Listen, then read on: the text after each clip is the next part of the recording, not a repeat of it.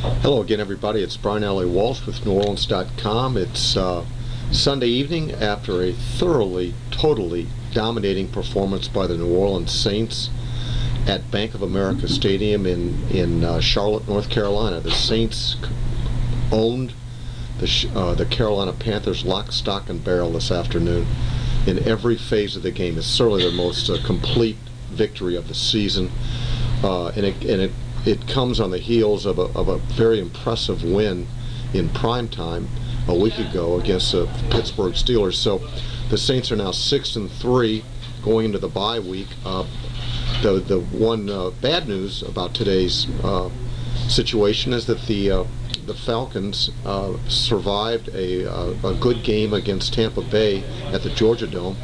They held on for a 27-21 victory. So the Falcons now are in first place, up by half a game, at least by the standings. 6-2. Saints are 6-3 going into the bye week, and now the Buccaneers are 5-3. But Drew Brees played well. The running game played well.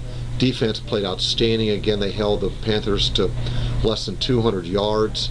Their only points were on a field goal following a long turnover. A long return by the Panthers, and other than that, I think that the Panthers could still be playing football through the week and not score a touchdown. That's how dominating the Saints defense was, and the Panthers lost some key players throughout the game that hurt their chances. I think a couple of things are evident here is that the Saints have regained themselves, have found their game again, and two, John Fox's days are certainly numbered here in Charlotte, you know, you can look for a coaching change come January here. The Panthers fell to 1-7, a woeful 1-7. Their effort here was, their performance here was not very good. Obviously, defense did what they could, but when you have an offense that is playing with Tony Pike here for much of the second half, the third quarterback, if you will, and Jimmy Clausen for the better part of 2.5 quarters after starter Matt Moore went down. You know, it's a hard struggle. They lost Jonathan Stewart to probably a concussion. I understand he was taken off to the hospital, and we'll try and update that through the week. But all in all, it was a great performance by the Saints, and like I said, they did come away with some injuries. They're going to have to be monitored.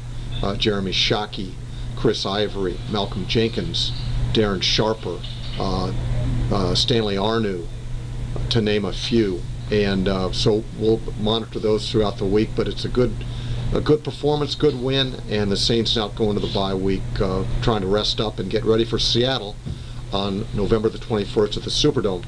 I did talk with Reggie Bush after the game, and he said that he will be there. So we'll see. But he did say that he worked out before the game and felt good. And so it's all signs pointing to him returning for the Seahawks game on the 21st. And that should do it from Bank of America Stadium. Brian Allee-Walsh, NewOrleans.com. Aloha, everyone.